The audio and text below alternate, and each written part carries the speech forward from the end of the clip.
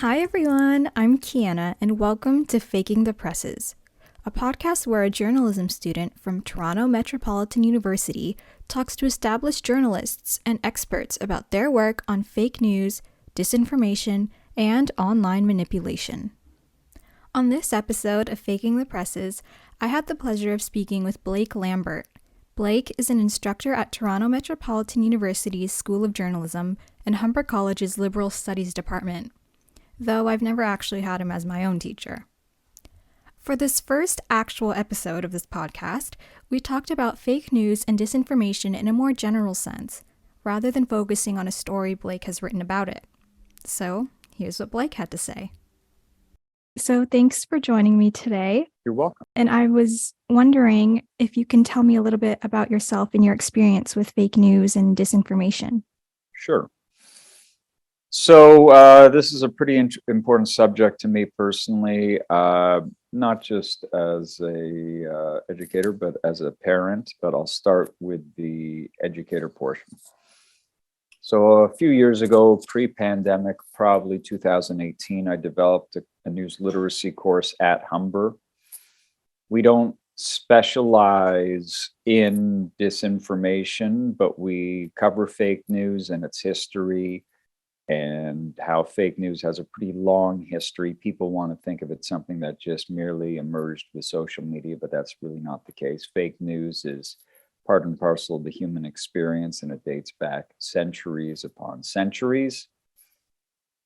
And so we look at it both historically and in a modern context. And as a parent, my son is in grade 6, 11 turning 12 in August. And I think it's going to be very hard for kids of his generation who spend so much time online to be mindful of that not everything they see is real. And there's actually an example of this. One time he was telling me, we're walking our dog, and he's telling me, did you hear about this shark in a person's backyard in Florida? And so on one hand, I'm listening as a parent and say, oh, that's really interesting. And then on the other hand, I'm saying, shark in Florida, this sounds a bit, not to use a pun, fishy. So I looked at it, and the closest thing I could find was an AP story, Associated Press story about it. And what that told me is kids his age are already sharing stuff that they see online. And so there's it's important to talk about this more, to understand that I grew up with the idea, and so I'm in my early 50s, if you see it, it's real. The problem is, and this is the game-changing principle of social media, that just because you see something doesn't mean it's real. I hope that's an introduction of what I think. Yeah, it's good. Thank you. You mentioned that you made a course about the history of fake news. It's not about it's a news literacy course that covers in the second half news, fake news, both from a historical perspective and then fake news on social media. But that's not the whole course is a news literacy course, but it's hard not to it's hard in 2023 to have a news literacy course that doesn't deal with fake news, because it's such a prominent piece of it. You could do a whole course on it. That's not the issue. Is not whether you could do a whole course on it. Of course you can, but I think for me, it has to be part and parcel of the larger news consuming experience, which I do at Humber, and it is probably to that extent also at TMU. Right. And so have you seen news or fake news change throughout history? Well, okay, that's a great question. So let's look at how technology has changed over history. So one of the famous examples of fake news, it's not the only famous, but it's kind of in an age before the printing press and what's known as the blood libel. So the blood libel is an example of fake news that I use in class. What happened, and because it's foundational to a lot of modern anti-Semitism, right? It's the idea that a priest in Italy, I'd have to look, I think it's in Trentino, in Italy, puts out one day that Jews during the Passover holiday kidnapped or took or seized a boy and drained him of his blood. Your face says it to me. It sounds crazy. Like your face says it sounds crazy, and it is. But word of mouth spreads pretty heavily. For the Jews living in the community, there were violent consequences, right? Like deadly consequences. So word of mouth is obviously one way. Once the printing press became part of society, then you would see people write and post articles in literature. Just to go back, pre-printing press, like you could write a list. There's something called pasquinades or pasquinades where you would post information on a statue, also in Italy. As the printing press comes online, it starts to hit. There's ideas of paragraph men in Britain who reported on gossip and putting it in the newspaper. That's probably 17th century. Then, of course, you had rumors printed during the French Revolution. And then as newspapers come along, there's examples such as, I don't teach this, the Great Moon Hoax, where newspaper reports that the moon isn't real or something like that. Like you could look it up. It's easy to find, the Great Moon Hoax.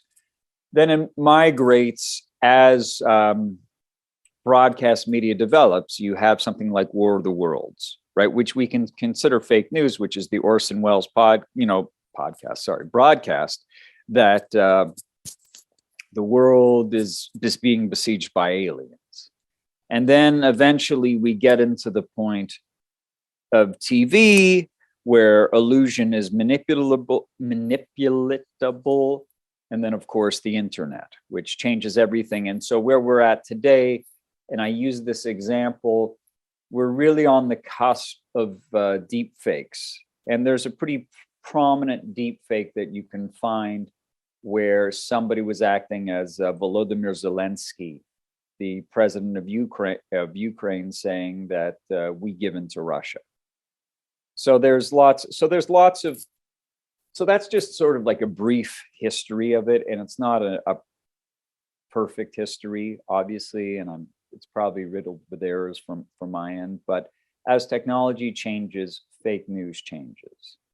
And you can go back, what really turbocharges fake news is the Trump era. Like that really, it existed long before Trump, as I'm trying to explain to you. But that the idea that you had somebody in the White House who would legitimize and had legitimized. One of the things Trump did before he was elected is he gave a lot of time to birtherism, which is a conspiracy theory that Barack Obama couldn't be the president of the United States because he wasn't born in the United States. And I know you're looking at me like it's weird.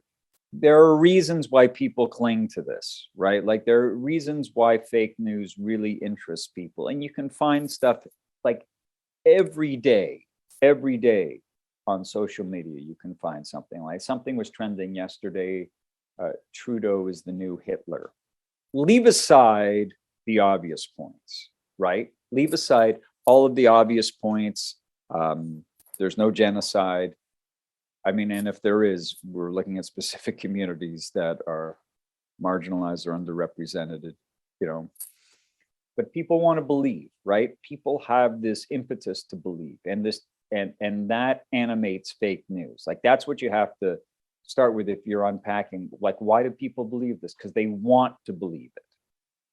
There was a pretty long article in the Toronto Star recently about Jamie Salé. I don't know if you've seen it. No, I don't think so. I would look it up. Jamie Salé, you can find her on Twitter, right? At one point in her life, she was the darling of Canada because she was a figure skater, like a gold medal figure skater. The pandemic was hard for lots and lots of people. Lots of people, like bad for relationships. What the Star did is they just reported on her views. Like she wouldn't speak to them, obviously. And she falls into the line of the World Economic Forum is running the government of Canada. Pfizer's boss should be shot, Albert Bourla should be shot and killed for the vaccines. COVID is a hoax. $50, 50 doctors in Canada died suddenly. Like all the ugliest corners of the internet.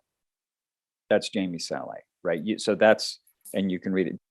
So like there's stuff every day. Every day there's false truths. Rebel media, which I don't know, or Rebel News, I don't know if you spend any time thinking about it. I hope you don't, because it's not a very healthy thing, has close to 2 million subscribers. And I'm not saying this to scare you, but the internet is like, here's a way to describe fake news. So I like music. Music is one of my hobbies. I played guitar for a long time. I have an acoustic guitar. Acoustic guitar only gets as loud as I can bang the strings, and I can bang them loud, but if I'm playing my acoustic guitar on the string, like on the street, people will hear me. But if I plug into my amplifier, people are not just going to hear me on my street. They're going to hear me 2 streets forward, 2 streets backward. That's what the internet and social media have done for fake news. That it has spread it in massive ways, in ways that we have yet to take. Like we understand, like there's studies understanding how quickly it passes, but more or less the key takeaway in the study by science is it goes something like 6 times faster. I'm probably off, but fake news travels much faster than real news. Yeah, right. Especially with such like bogus headlines, like it just piques people's interest. Yeah, and there's lots of different ways, right? Like there's clickbait, which is sort of true. There's out and out fake news that's complete BS. There's semi-false facts. Like there's a ton of stuff. And I think the concern so there's an article in the Toronto Star maybe today about how Trudeau can fight disinformation. One of the key takeaways of the so-called Freedom Convoy, or in quotation marks, Freedom Convoy, is that you had 2 sides not sharing the same worldview. So I was on a chairlift at Tremblant with a guy from Ottawa. And he said, yeah, my businesses were destroyed. Like, were destroyed by the convoy. I have, like he owns salons, right? Hair salons. I'm back up, but it, like he was crushed by it. Like he probably lost a ton of money. People in Ottawa put out a citizens report about how there were human rights, like there were incredible failures by Ottawa police to protect the human rights of the people who lived there. And then you have people, like I was on a chairlift on Sunday, people saying, well, it was a great street party. Like, I'm not saying anything, but like what was happening in Ottawa was a great street party. That's the problem. That, like, what I've laid out to you is the problem. Because if you and I can't agree on what happened, then we can't discuss how to move forward. And if we can't discuss how to move forward, we become polarized because there's no way for us to reconcile our differences. And if we can't reconcile our differences, countries become increasingly harder to govern. The low stakes are, and then you have stakes such as Alexander Bissonnette, who was the Quebec mosque terrorist, who was listening to far-right personalities demonize Muslims. Like Andy Riga documented it for the Gazette. Like all these people he was following online before he carried out the act. We'll find out with the trial of Nathaniel Veltman, who ran over, actively killed the family, drove over them, looking to kill them with grill bars. These are, so on one hand, there's the issue of consensus. On the other hand, there's the issue of violence being perpetrated against people. And it's not, I mean, if you look at in Toronto, the case of Alec Manassian, because I teach this not in my news literacy class, but in this class on belief systems. So Manassian, before he launches his attack, you can, like I found it on Facebook. He deleted it, but he's talking about 4chan or 8chan and the incel movement. It's hard for it's hard for me to look at social media as there are positive aspects of it with community building, and there are positive aspects with it for marginalized voices to be heard. And there's a lot of non-positives, because I tell students in this newsletter, like, everybody's got a belly button. So everybody has an opinion. And one way to understand social media is a daily belly button competition. Who's got the nicest belly button? Who's got the most attractive belly button? Who's got the best belly button? Also, in a general sense, why do you think people choose to spread fake news or come up with disinformation? There's generally three reasons. This is not me. This is an article I've read. One, Alex Jones spread fake news because it got him lots of money. So Alex Jones is, and you can look up this case, he said the Sandy Hook shooting didn't happen. So if you don't know the Sandy Hook shooting, I'll say it pretty simply. In the United States, a gunman walked into an elementary school and shot and killed 20 kids who were 6 and 7 years old, plus school administrators. He said the kids didn't die. There's documented proof and because of his skepticism, parents were harassed about their kid being shot and killed. So, but he's a grifter, right? Like, so a lot of it is grift, right? Like, it's money, it's a way to earn money. Some of it is a weapon. So Trump's a good example of weaponizing fake news. And I think Pierre Poilievre has learned, I don't think Pierre Poilievre is Trump.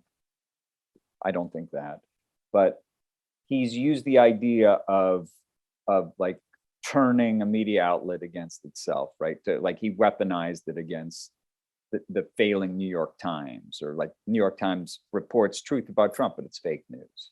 And then I think it's just a way to motivate people or to influence people in a profound sense, right? Whether it is in the Rwandan genocide or the Holocaust.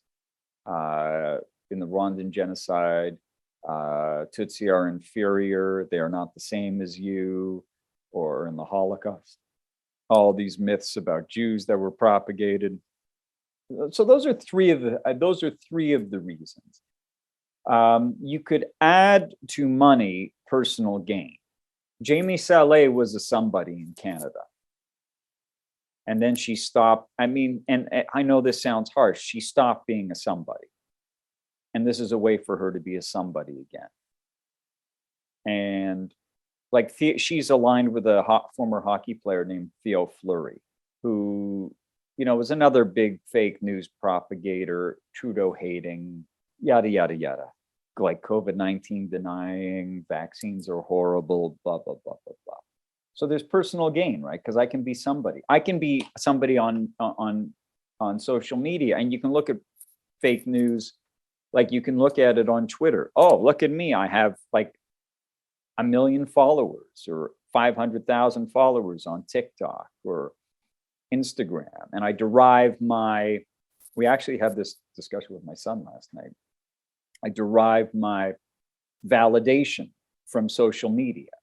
So that's how I would see the personal gain, that people like all this stuff I'm putting out. Yeah, for sure. And so, do visual elements like photos or videos help fake news? Absolutely. Yeah, absolutely. Deep fakes are not yet good enough. Like, if you're not savvy, you would follow it. But there's this example that Deutsche Welle gave about, it has to do with a Christmas tradition in Egypt and people climbing up a Christmas tree. But it was recontextualized as how Muslims are apostates and hate Christmas and are trying to tear it down. It's just one example. Like, there's visuals are just, they put the icing on the cake because they allow you to show people something. And we all want to believe what we see, because like, showing is better than telling, right? That's something I tell the students all the time about writing. And it's true, it is. But when we see something visually, we want to believe it. we're inclined to believe it. That's why we have to be really on our guard. And one way to always fight against fake news is if something is too good to be true, then it probably is. Like if it seems too good to be true, like if it seems to directly fit into how you see the world, it's probably worth questioning. Right. And do you see a lot of, I guess, recontextualized material or edited material to help? Recontextualizing is big. I don't see a ton of it. Like I have these examples from that I use from years, but I'm sure there's a ton of recontextualized material. I'm sure there's a ton of heavily edited material, whether it's the deep fakes or other things. Yeah, it happens because everybody knows how to edit, right? Like TikTok in particular has been talked a lot. I'm not on TikTok at all. It doesn't really interest me. But yeah, any platform that emerges, there will be fake news on it. Maybe not Mastodon, and I'm not on Mastodon. I'm not like, I don't really check it. I think I have an account, and like there's other like post social media service. They will like, social media is not going anywhere. The short answer is social media is not going anywhere, but there will be different iterations of it, and it'll be kind of like music, that if you want to be listening to mainstream stuff, you can go on a big platform. And if you want to hear different stuff, you can go to a different platform. Mm-hmm. Thank you. And so what would your advice be for people to identify fake news in their daily lives? If you're reading an article, does it have a byline? Can you search that person's name? Does that person have a track record? That would be one way. Is it a publication that you know? If it's a publication that you know, what is it? Does it have a track record? If this is the first time you've heard of the publication, that could be a tell. May not be, right? But it could be. If it directly confirms everything you think about the world, probably worth being skeptical of. I mean, my recommendation is to only read trusted sources. Trusted sources vary. I know there would be people on Substack who would dissent with this. I mean, I think there's some good Substack pages too, but I mean, one of the issues in Canada right now is this spying story. I don't know how many people in Canada have listened to know the fact that The Economist had an 8-part series on China, like an 8-part podcast on China that was super interesting and super informative. So listen to that. Read stuff that you agree with. Read stuff that you don't agree with. Read stuff that confirms your biases. Read stuff that contradicts your biases. And those are, plus the idea of, where are you getting it from? If you're getting it from Facebook, how did it get you to Facebook? If you're getting it via social media, where did it come from? Look at the sourcing. So if it comes from Vice News, as an example, okay, you know that you may not like everything they put out, but they're generally credible. If it comes from the New York Times, again, you might not, and these outlets all make mistakes too, but it's something credible, or from the Globe and Mail, or from the Toronto Star, or from, like, I wouldn't put the Sun in that category. I would put National Post reporters in that category, but not necessarily opinion. Now, part of that is my bias, but part of that is also, I tell people not to read opinions. Form your own opinions. Don't read other people's opinions. That's what I tell students in week 14 in this news literacy class. Consume not a ton. Don't consume opinions. Read credible stuff. Test for bias. That's ways to avoid fake news. Mm-hmm. Thank you. That's all I really have to ask, but is there anything you want to add? Go outside, people. All right? Get off a screen. You're hanging out with 5 friends at a restaurant. Don't be on a phone, right? Don't be on a phone. Learn to talk to people. It's scary. It can be sucky. It can feel lousy. But just don't always be on a device, right? Talk to people. Talk to people you don't agree with. Go for a long walk. If you're in Toronto, they have lots of parks here that are good. You can listen to a podcast and go walking or biking. That's what I would say. Get outside. Don't spend, try and reduce your screen time as much as you can. Yeah, for sure. I hope this helps you. It does. Thank you. I want to thank Blake Lambert again for talking with me about fake news and disinformation. Some of the articles he mentioned during our talk will be linked below. Even though he thinks he doesn't have anything to promote, he does recommend reading The Good Doctor and The Promise by Damon Galgut. I'll also link those below. Thank you for listening to this episode of Faking the Presses, and stay tuned for more episodes. Once again, I'm Kyana, and watch out for fake news.